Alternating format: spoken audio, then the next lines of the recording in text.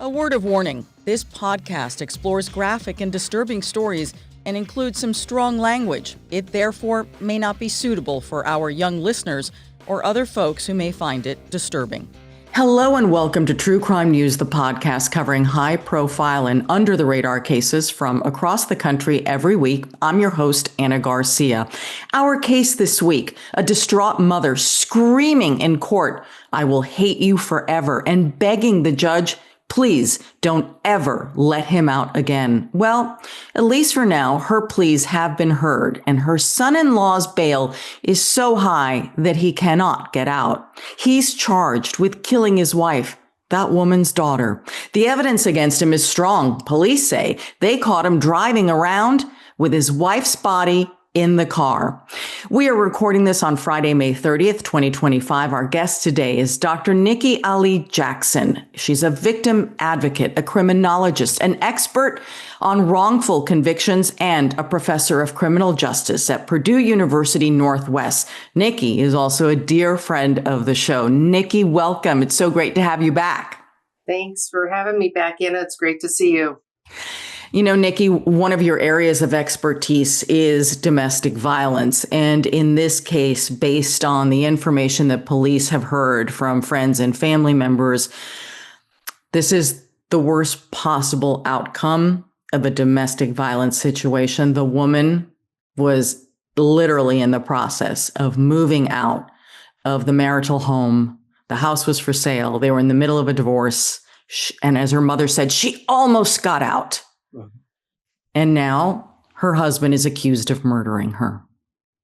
Yeah, it's unfortunate, but what we know about battered women and the risk factor of, homicide, we know it typically occurs when they are trying to exit the relationship. It's just so sad, Nicky.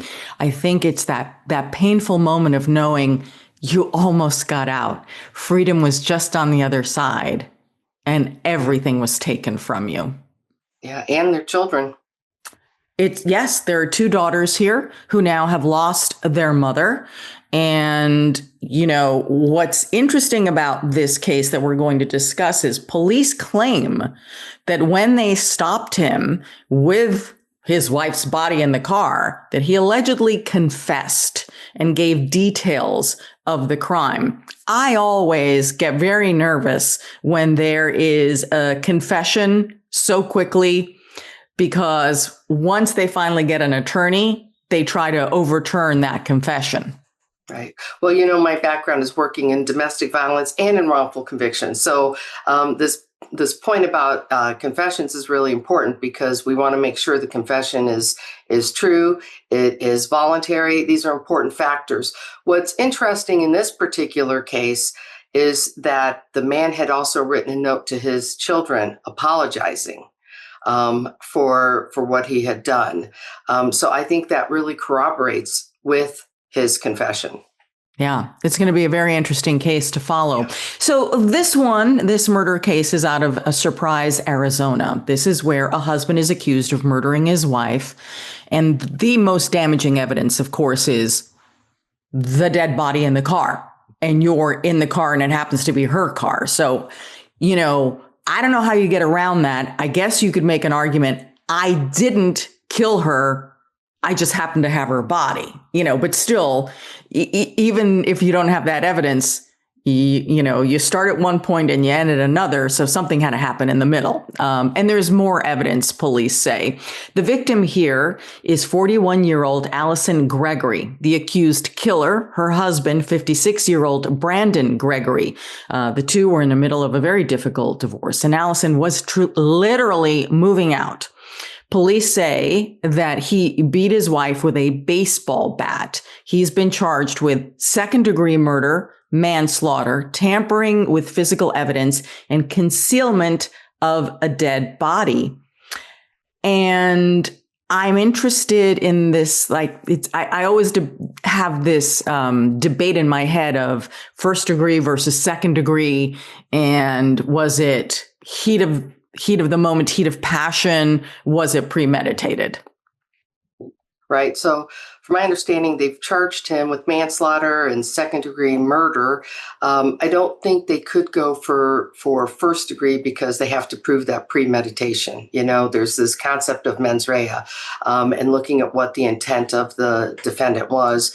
And I don't think they had the evidence to prove that it was intentional because he did use a baseball bat. Had he used a gun or some other weapon, maybe they could have gone for first degree. But because he used this baseball bat that was probably already in the home, they couldn't show that it was premeditated. One of the most dramatic parts of this is hearing Alison's mother at his bail hearing. We're going to get into the details of the crime, but, the anguish of loss, the pain, and the loss of life, we can never, ever lose sight of when we discuss the details of a case, because the case is about a human being. So Alison's mother was asked to speak along with other family members during the bail hearing after he was arrested.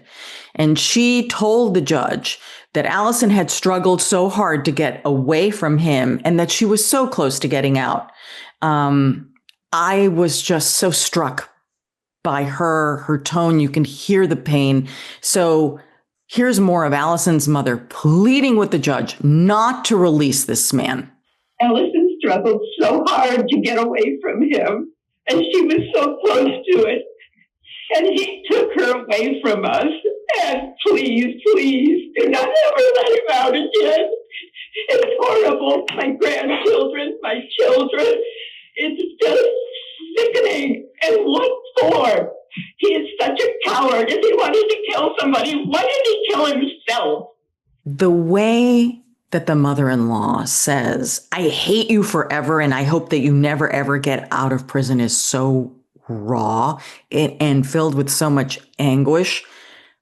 And those words to me are just, I don't know, they just cut straight through my heart when I hear her. Yeah, I think it was her mother, right? Not Yes. the mother-in-law. So her mother had said those things. And I think it's really powerful to hear her say, if he wanted to hurt somebody or kill himself or kill someone, he should have killed himself. Why kill her daughter? My question is, how were they together in that house? And I don't know if that's something we're going to talk about in a little bit, but it's really important to note that they were physically in the same space, which is really not a good thing for women who are trying to exit a relationship.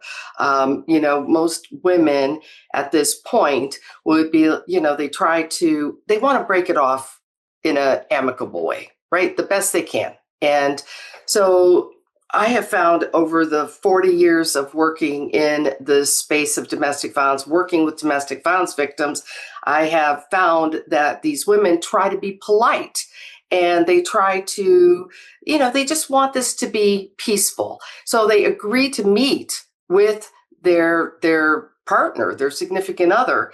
And this is a very dangerous thing to do. If you need to meet with your partner, you meet elsewhere. So I'm just curious. I don't know, Anna, if you know, were they like living in this house together, or was she living in the house, or was he living in the house? My understanding based on the court record is that they were separated, but the house was being sold. Right. The deal was going to close in about 5 days. And so the stuff had to be removed from the house.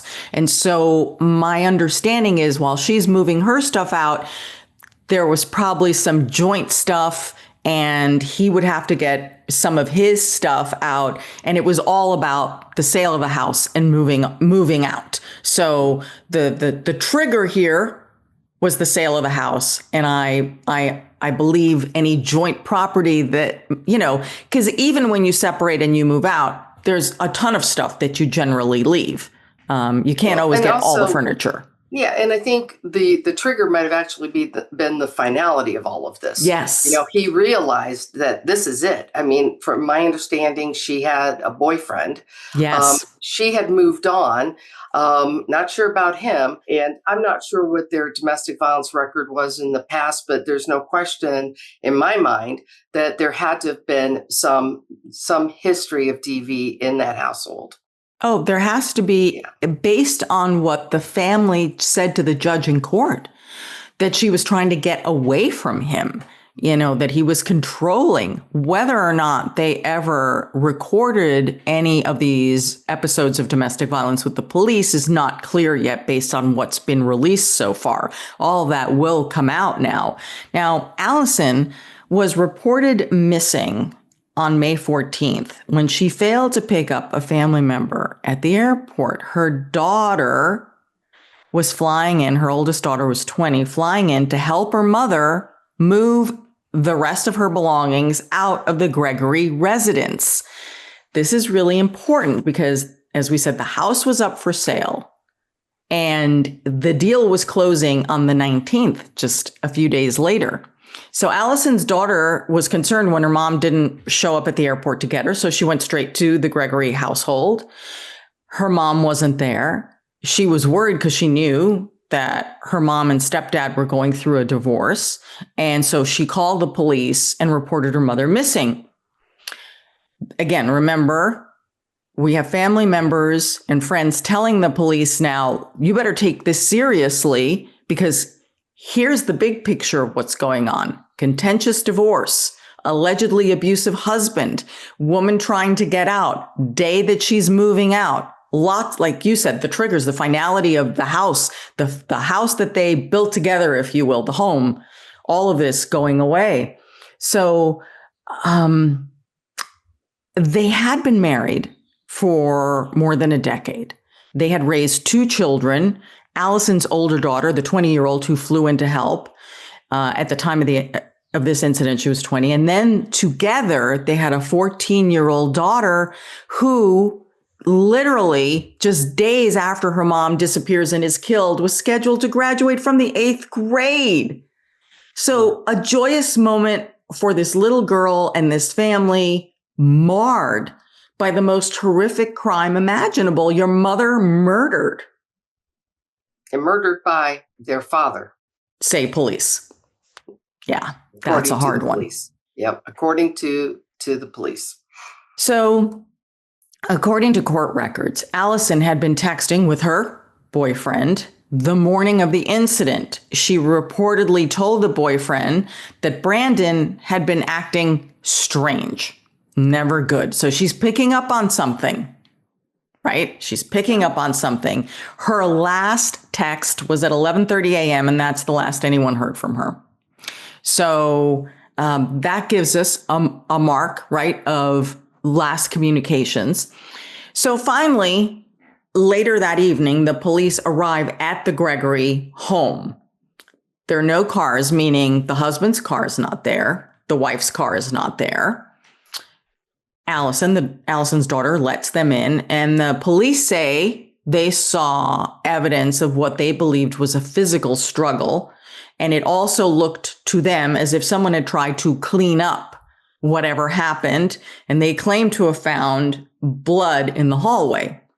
Now, that obviously makes you very worried when you piece together the context of what's happening here. So then a search begins for the cars, and the police are asking other agencies to please track down either of these 2 vehicles, a Subaru for her and a truck for him.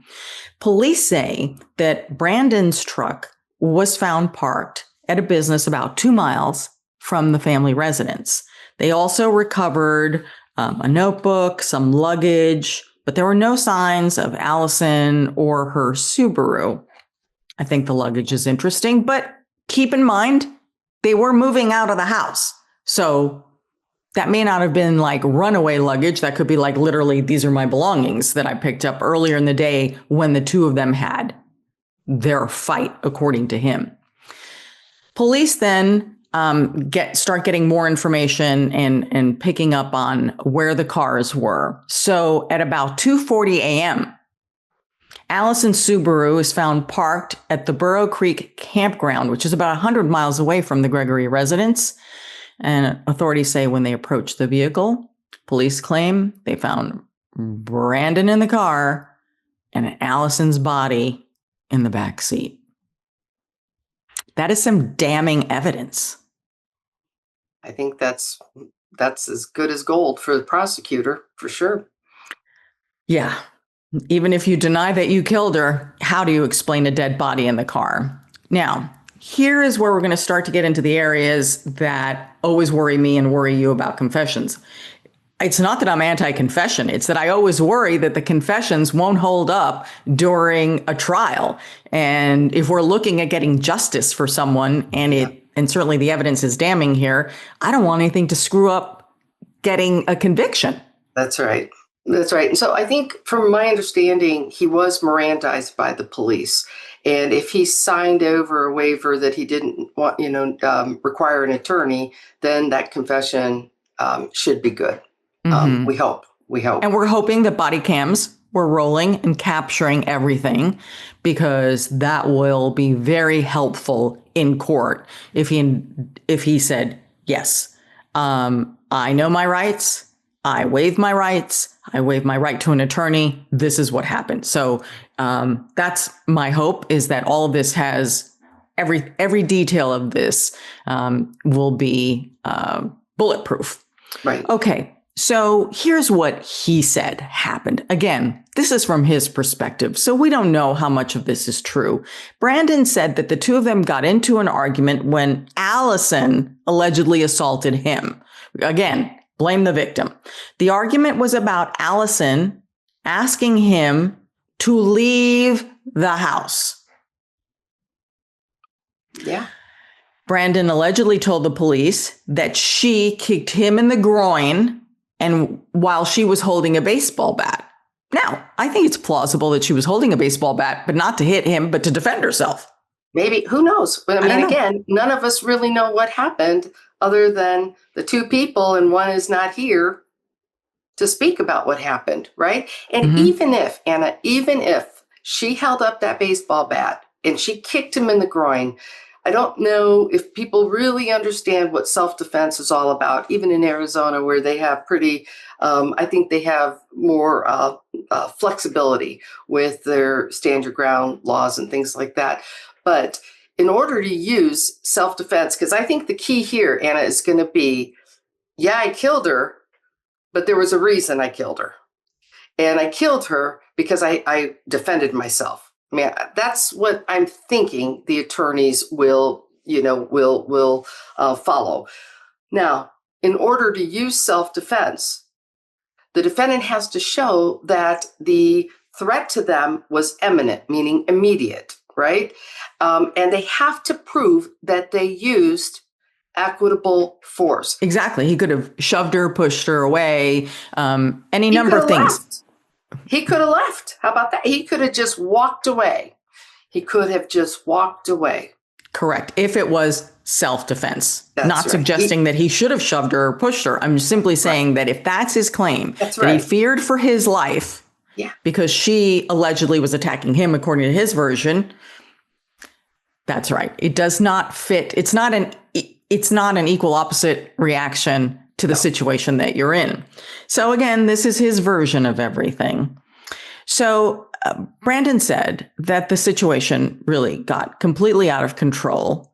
And this is the part that makes no sense to me. He said that he took the baseball bat from her and chased Alison around as she screamed. Right. That kind of kills your self-defense. That's right. Right? That's right. He said he chased her. I'm sorry. You're afraid of your life, so you're chasing her? Okay. That's probably the most truthful thing in this confession, I think, personally. I think so, too. Now, police say that he beat her to death. And Brandon claims, this is what he tells the police, please explain this one to me, that he tried to give her CPR. Really? You bash her over the head, allegedly, with a baseball bat. And then you try to give her CPR. Yeah, that's like why didn't he just maybe put a Band-Aid on her? Or why not just call 911? Exactly. If you really were afraid, If you really were afraid. We know the answer to that. We Of know course. the answer. Yeah. Yes. So she stops breathing. Mm-hmm. I guess he realizes that she has passed. Rather than calling 911, he wraps her in a carpet, and then he cleans the blood and puts her body in her car, not his car. Police say that they found that note that you referred to in the car. It was addressed to the daughters, and the part that they released is that he is requesting their forgiveness for his actions, according to azfamily.com. Yeah, a little late for forgiveness. Yeah. Well, what's interesting about that is I published a book back in 2007 called The Encyclopedia of Domestic Violence. And we have all sorts of different types of, domestic violence cases in there. And one of the things that we discuss in that book is the cycle of violence, which most people are familiar with today. Dr. Lenore Walker, who is a really good friend, and I've worked with her, we've collaborated. But Dr. Walker came up with this cycle of violence, right? So there's really 3 phases. The first is this tension building. So think about the tension that's building in this relationship, right? There's this, we're getting divorced. There's issues with child custody. There's this house sale. There's a lot of tension building, right? Then there's the second stage, which is the explosion. Okay. This is this is when the batterer just erupts into violence. So then we go to the third phase, which is the honeymoon or contrite phase. And during this phase, this is when the batter will apologize. I'm sorry, it will never happen again. I'll bring you flowers, yada, yada, yada. Well, Alison wasn't around. She wasn't around for him to apologize to. So when I heard about that letter, I immediately thought of that cycle of violence. And he wrote that letter apologizing, or note, whatever it was, to the daughters. I'm sorry, I didn't mean to do this. So that piece that was really, for Alison, he couldn't write to her. So he had to get to engage in this honeymoon phase with his daughters, which I thought was very interesting. That's so insightful, Nikki. That's the first thing that popped in my head when I heard about this letter. If Alison had been alive, that letter would have been written to her, right? Wow. But because she wasn't there, the next best is their children. Wow, that's amazing. Thank you for that. That actually makes perfect sense. Well, to me, it did. Yeah. I've been working in this field for so long, and I don't even know if people even know what this is called. I'm not sure if your viewers know, but when husbands kill their wives, this is called, it's hard, it's UXORICIDE. Uxoricide. It's a really crazy title, but that's what it's called. Uxoricide, killing of a wife by a husband. So, yeah, this is much more common than a wife killing a husband. It's way more common for a woman to be killed.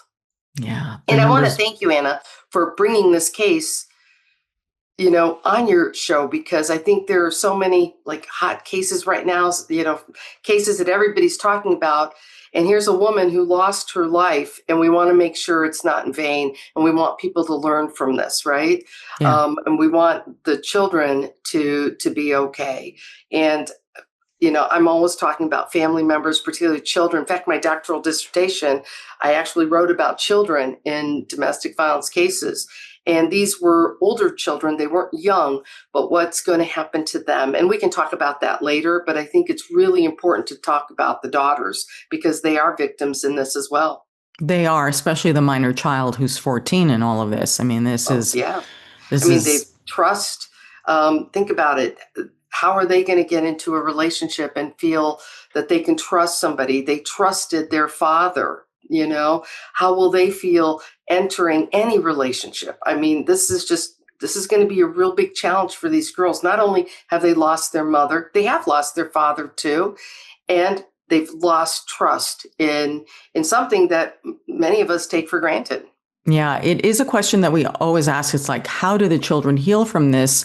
If you really want to hear an amazing interview, we've got a recent podcast out where I interview a gentleman called Collier Landry. And when he was 11 years old, his father killed his mother, but she had disappeared. And the mother had said to the child, listen, if anything ever happens to me, I want you to call these friends of mine and you call the police. And this little boy, 11 years old, was so diligent that he worked with the police secretly. He was meeting with the police at school so his father wouldn't know what he was up to. And he was afraid, like his father started acting even more. This all happened over the course of several weeks, was started acting even more weird. And then the police were afraid that the father was going to do something to the boy who was a witness because he had heard things in the house. And, they served search warrants. They find the mother's body in another home. The man had been having affairs. But this little boy ends up testifying against his father in court. And Collier is now an adult man, and he has a podcast out, and he has a documentary and my interview with him about how does a child heal from knowing that your father has killed your mother. And it's very, very powerful. Many of you have actually written to me directly about this. So I urge all of you, if you want some answers to how a child survives that level of violence, please listen to that podcast. Yeah, I'll make a note to Will that we should link to it. And also keep in mind that it is very different when it is a daughter or a son. There are different effects. When it is a son, so I've got lawnmowers going out there, so I'm going to apologize if you can hear them. But I found through research that the impact of domestic violence on children does vary, whether it's a son or daughter. So I will definitely listen to that podcast because I'm very curious to hear what he has to say. So thank you. It's so emotional. It brought me to tears. It was unbearable. The pain is just unbearable. It is unbearable. It's very hard. I mean, having worked with, these victims, their family members, it's very hard for people to really understand how this can happen. Most people would say, well, why didn't she leave sooner? Why didn't, there's a lot of blaming of the victim, as you mentioned earlier. And I don't think it's, a one size fits all. And, most women in domestic violence, relationships, they'll stay because maybe they don't have the finances to leave, or because of the children.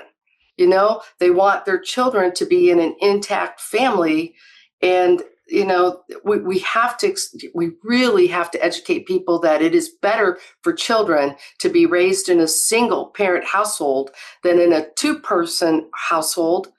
And there's violence. Yeah. That is not healthy. That is not healthy. So according to court documents, Brandon wrapped Alison up in carpet padding specifically, put her body in the car, and police say when they found her body in the car, they also found cleaning supplies next to her. Brandon then drove his truck, as we said, to this park. But here's a little bit more, a business park 2 miles away. But police say that he actually Ubered. So he takes his car, drives it away. Then he Ubers like nobody's going to find this, please.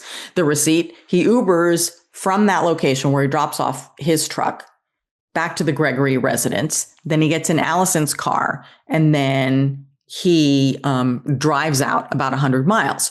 Police say to further cover up his crime, Brandon, they say, threw Alison's cell phone and Apple Watch into a trash can at a gas station not far from where police found him. They also say that he threw the murder weapon, the bat, into a field at the campground where he was arrested with Alison's body. Medical examiners say that Alison was bludgeoned to death. She was hit in the head multiple times. She also suffered a broken arm. They believe that was her attempt to defend herself.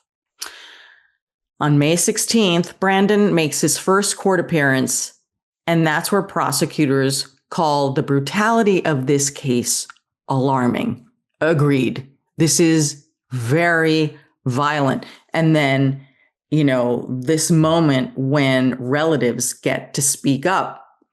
Now, this to me is, for me, a problem in our legal system right here. This whole issue of how violent someone is and the possibility of making bail. In this situation, we'll get into the details of it. The judge made bail so high, $2 million cash, that there's no way that Brandon, and at least we think, and his family can cobble that together to get him out. But a case that is fairly fresh is the murder of Lauren Johansson. And this case, which I've covered extensively and interviewed her father, when she was first beaten by her boyfriend, and he was, she's still alive. First, that's the difference here, right? This woman is dead, but Lauren was still alive. She's severely beaten by her boyfriend. He gets taken into a jail in Tennessee. They're from Mississippi.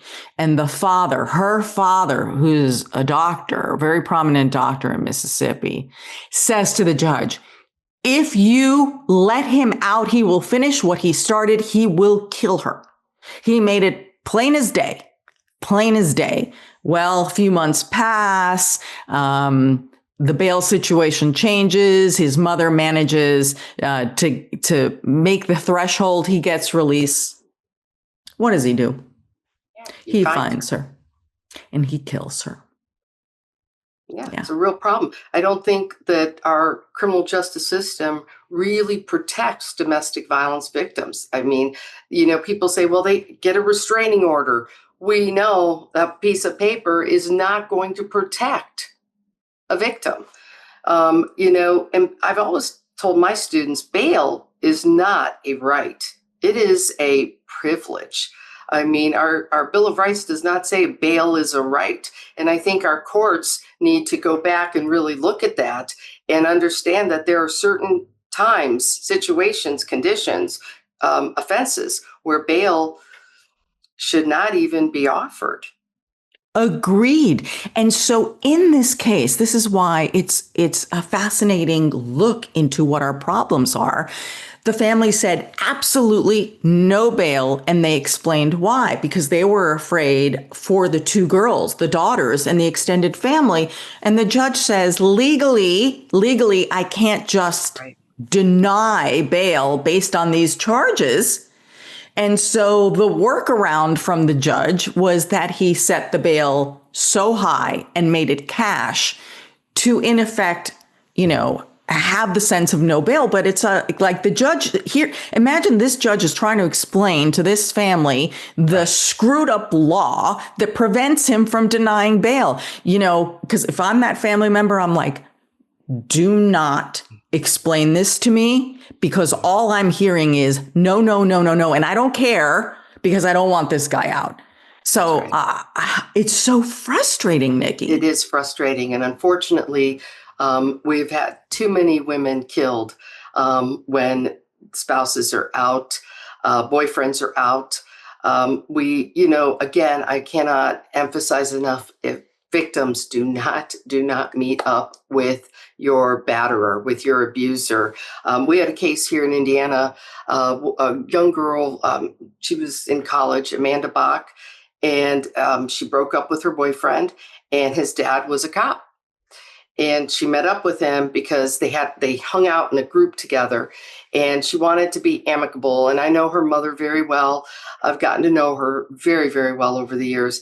And her mom was out of town, and Amanda left her job. She was a waitress at a local wings place. She went and met up with her ex-boyfriend, and neighbors heard gunshots, and they went out and they later found the body. Obviously the big question is, where did the gun come from? And we believe that it was his father's, revolver. But her mother said, I've told her over and over and over, she doesn't need to be friends with him. But they hung out as a group, and she didn't want to break up that group, and she wanted it to be amicable.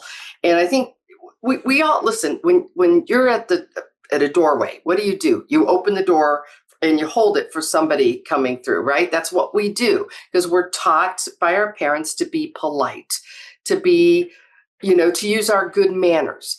And even in domestic violence relationships, you'll see victims are trying to be nice. And it's okay to not be nice. It really is okay. And when I teach my victimology course, I always tell my students, it's okay. You don't owe him anything. You owe him nothing. So you have the right to not meet with him. You have the right to say, it's over and I'm done. Don't meet up with him. And if for some reason, like in the situation here with Alison and the home, bring in police officers, bring in whomever you need to keep yourself safe during this, separation of property or whatever it is that you need to do. I found what's worked best for victims is that they have times when they go and they bring somebody, a victim advocate, or for me, I would bring a police officer. Because the perpetrator, the batterer, could kill your family member too. I'd like to know somebody was there who could actually, protect me if I needed that protection. But don't go into these situations. And I'm not blaming the victim. It is not the victim's fault. I'm just giving guidelines of how to protect yourself. At the end of the day, we want you to be safe. And to be safe is to not be in the physical presence of your abuser. Oh, it's all so tragic. It is. It's horrible. And the saddest part is it's preventable. Mm-hmm.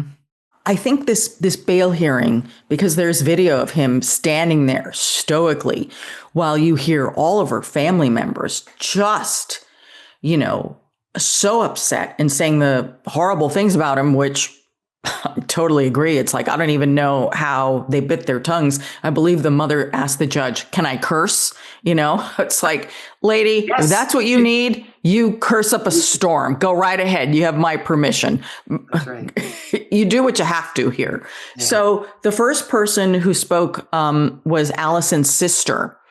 And again, keep in mind, we're looking at him all stoic while all the whole family is chiming in, trying to convince the judge not to let this man out on bail.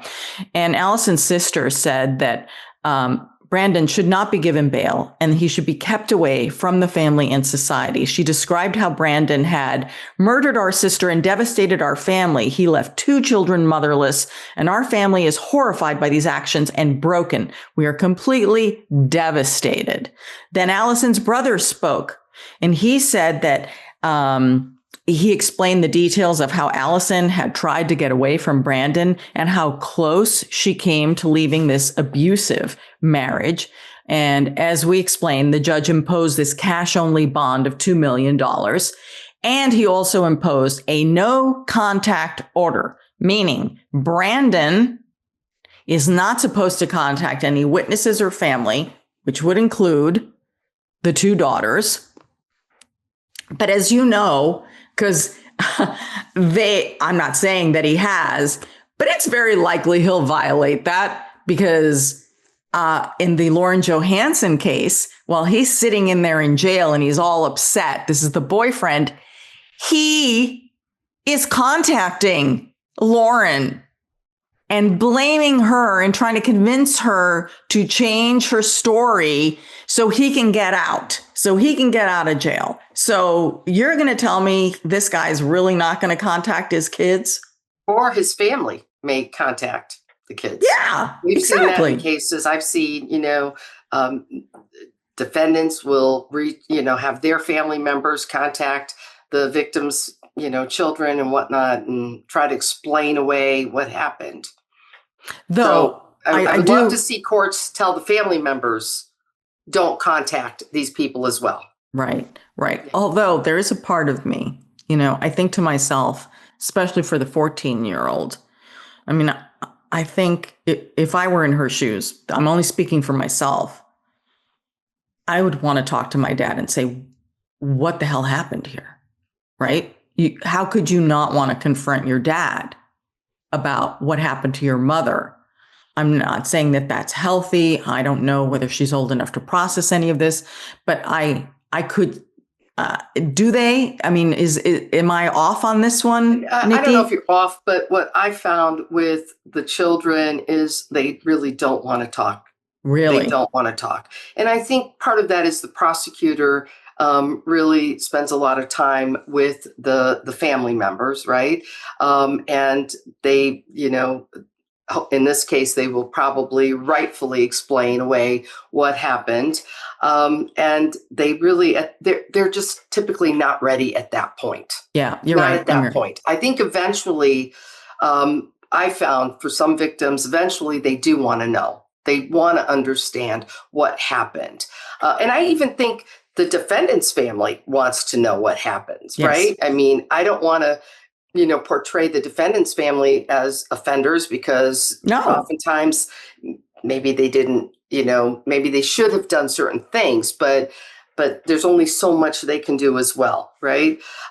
So anyway, I don't know what this 14-year-old or the 20-year-old will want right this second. And I think it's great that the media has really kind of kept them, held in this kind of a cocoon to protect them because they're going through a lot right now. And to start talking about this is going to be extremely traumatic. And they're going to obviously need, a therapist, a counselor, a victim's advocate to work with them at this point.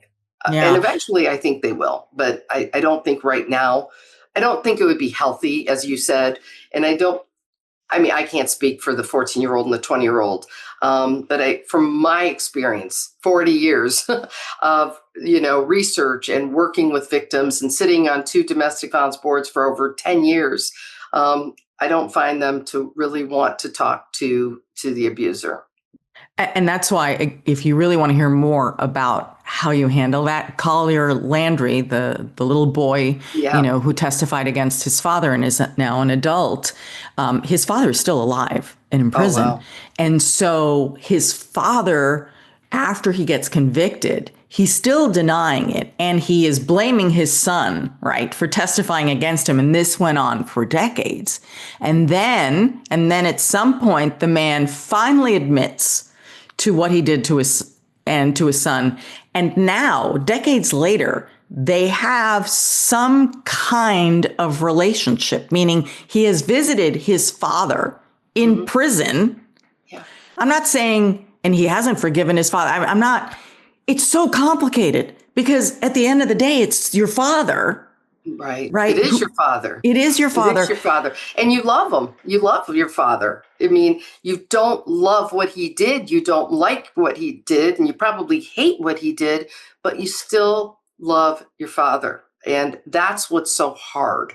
And I think for at least the victims that I have worked with in the past, years later, they do want to have some kind of closure. And they do need some answers. And hopefully time will help both parties, address what happened on that, in that relationship. And obviously in this case, what happened on that fateful day. So Alison's mother, as we have already heard, was the final family member to speak to the judge. And again, she emphasized Alison's struggle. She said Alison struggled so hard to get away from him, and she was so close to it, and he took her away from us, is what she said. And then again, to repeat these words, please, please, please don't ever let him out again. He's such a coward. If he wanted to kill someone, why didn't he kill himself? Not that we are in any way advocating that, but that is her anguish and her fury as to why anyone would want to kill her daughter. Oh, it was just, unbelievable, just unbelievable. So that has been the preliminary testimony, if you will. We learned a lot from that. Also, it appears that Alison's sister is now caring for the 14-year-old daughter because she's a minor. Her mother is dead. Her father is behind bars, right? And she needs to be in a safe space. So the sister, her aunt, is the one who is caring for her right now. Oh, my goodness. And it's a terrible time. This There are 14-year-old. many victims. Many victims. Many victims. There's a myriad of victims out there as a result of this absolute nightmare. And two girls in the middle of their education. You have, an 8th grader graduating and moving on, right? With her. And then the 20-year-old who's in college. This is just so devastating. And I'm so very sorry for these young women and the entire extended family. It's just so horrible. A GoFundMe page has been started by the family to support the daughters and help them through their education. And there's about $60,000 in donors there. This is a horrific case. And sadly, we will see this pattern repeated again. We will. I wish I could say this was a unique case. Unfortunately, it isn't. And you think we've learned a lot in 40 years, and I feel like we haven't learned as much as we should. Mm-hmm. And that's why I value your work so much, Nicky.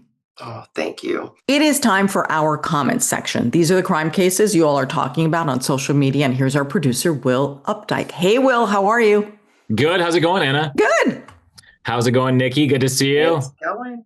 It's good to see you too, Will. All right, so this week we have a case that I'm going to call a case of Do Better Homes and Gardens. It comes out of Palatka, Florida, where a woman has been arrested for allegedly stealing mementos from grave sites to decorate her garden.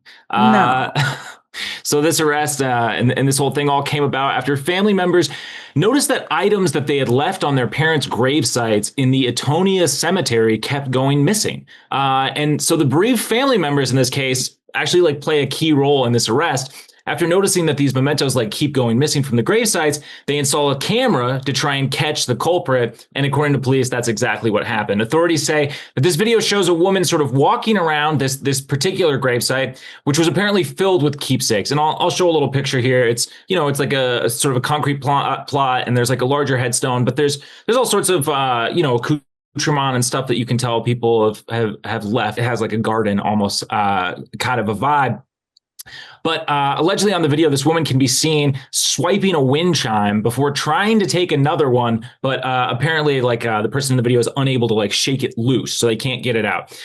So after receiving this video, the police look to the public for help identifying the suspect, and anonymous tips lead them to 61-year-old Catherine Taylor. And so police go to confront Catherine here, and they apparently don't have to look very far for these stolen items. Authorities say that these things are displayed prominently in the woman's yard. They said that they found the wind chime and a bird feeder that was previously taken from this same gravesite, it seems like, along with some other items. Now, even worse for Kathleen here, this reportedly isn't the first time she's been accused of or charged with stealing from a cemetery. She was previously arrested back in 2020 after taking an item from East Oak Hill Cemetery. She was adjudicated guilty in that case and received 6 months of probation for the offense. So it appears that, she might have a little bit of a criminal MO there, and the police have called her a habitual cemetery thief. She was taken to the Putnam County Jail on 2 counts of criminal mischief. She's since free after posting a $5,000 bond. I mentioned the age of the suspect here. She's about 61. She's older, but you got to wonder, sort of what's going on there. Why? Yeah. A wind chime. You can get a wind chime anywhere. Older. Yeah, I'm the same age as that woman. So let's okay. Young. Yeah, she's a young woman. I meant old enough to know better. I'm just teasing. I merely meant old enough to know better. I know. I'm just teasing you. Yeah. No. Why? Why? It's absurd. And the thing is, these are such tiny items to steal, but they are huge and important and meaningful to the deceased and their family. So their value is priceless. But she can get a wind chime anywhere. Yeah. Yeah. No, these are sacred items, These are sacred. And to me, it's almost like desecrating a grave. What is wrong with her? Yeah. Well, and that's what I'm wondering too, if there's something going on there, from a mental capacity standpoint or something. Because to have it happen again, allegedly, like she was found guilty in this previous case. I don't know. It's just like a little bit of a random graves, surprise. or were they people she knew? It doesn't appear that she had any relation to any of these sites, because that would be one thing too, right? If maybe this was a family member of hers or something, and it's like, maybe you see it as like a memento that I don't know, that you're entitled to or something. And we did have some people kind of wondering, like, does this really matter? The person is dead, but sort of as Ana said, it's not really about that person, right? It's more about the family and the loved ones and the people who want to leave something behind for this, for this person that they sort of that they cherished, obviously. So yeah, really, it's offensive. It's you're invading an area that is sacred, Nicky. You're right on the word here. And I understand that the person is passed, but we have to respect, whether it's a body, a corpse, the grave. That's why there are laws against grave diggers, and it's morally offensive without question, and it's clearly a crime. But if you have someone who's been doing this, right? So chances, and as she's caught red-handed with the stuff that's been stolen, I mean, really, is she really going to go to jail or prison here? Right. Right. Yeah. Well, no, I mean, I can't imagine. It'd probably be more probation or something, especially restitution. Yeah. I'm guessing restitution. Yeah. Well, can we really trust her to clean the cemetery and not swipe anything while she's fixing the gravestones and pulling weeds? I don't trust her. I wouldn't give her that type of restitution, but she needs to definitely pay back the families who she's injured. There are family members who put these tokens because they had meaning, on their loved one's grave, and she took away something very important and special, and she caused harm, and she needs to if was she found guilty of this, or she's been arrested? No, she's just charged on this one. She was guilty in a previous case. Okay. Oh, similar case? Yes. Oh, so she had done this. She's a habitual. Yes. Ugh. Maybe Nikki's done with her. She may do some time. Who knows? It depends on your judge, and the state and all of that stuff. Yeah, and what prosecutors want to do with it. Yeah. And I'm never advocating for theft, obviously, but like if the money thing was an issue or something, like it'd be so much less bad to just steal it from a Walmart or something. Or somebody else's house. Driving by somebody's house and stealing whatever you want. That's bad enough. But, to go to a grave to a cemetery. Oh, my goodness. That is deprived. That is deprived. Yeah, people were pretty disturbed by this one in the comments. Brenda R said people are nuts. Even in death, you can't have a little peace and respect, which it's unfortunate that it's coming to that. We had a comment. They were worried about the karma of this incident. Die Screaming said that's bad juju, bad grandma. Which I'm a person who worries sometimes about those things, and I could not deal with the karmic weight of what could potentially be coming my way if I had done these, actions that she's been accused of. Shayna L wants to know, is anyone buried in her garden? Which, God. Like that takes this thing to a whole nother level. She's like got some sort of separate thing. Again, she's not charged with that, not accused with that. But it does make you think. And then, this woman, she has kind of an interesting mugshot. It's kind of par for the course for what you might expect maybe from the type of person who would be accused of maybe stealing stuff from a gravesite. But Iona wants to know, are you sure she didn't crawl out of one of the graves? Oh, boy. Again, I feel like with these mugshots and stuff, I try to be gentle with people because it's always getting taken on one of the worst days of your life. So, you're not getting the chance to prep for that. But anyways, that will do it for this week's comment section. Hold on. I have a comment. All right, we got it. Okay, so I have a new phrase, and it has been given to us by one of our listeners. My flabbers are gasted. My flabbers are gasted. I have to thank the Tumblr Witch on YouTube who commented on one of our previous cases, and then everybody else chimed in and said, "Oh my gosh, I'm borrowing this expression." So I said, "Oh my God, can I use this too? My flabbers are gasted." I love it. Yeah, we love getting a new quote or phrase, which you can leave over on our YouTube community page. You can also comment on this video, on any of our videos. You can, of course, find us across all social media at My True Crime News. But that'll do it for this week's comment section. Until next time, don't do crime. Well, Nicky, it's always such a pleasure having you. Where can people find you, follow you, either on social media or your website? So they can follow me on Instagram. I don't post a lot, but I'm so busy. I don't have time, and I don't have a team to actually update my social media, but it's Dr. Nicky Ali Jackson. That's my handle on Instagram. Actually, and you'll be the first to hear, we have changed the name of our center. I just got the approval yesterday. So we are no longer the Center for Justice and Post-Exoneration Assistance at Purdue University Northwest. We are now the Center for Justice and Exoneration Network. I feel as if this title really best explains what we do. I do a lot of work with victims, all sorts of victims, and of course with folks who've been wrongly convicted based on factual innocence. So we have a new title. We haven't actually gotten the logo done, but so our social media for CJEN is not up yet. Well, thank you so much for all the work that you do, Nicky. You and your whole team.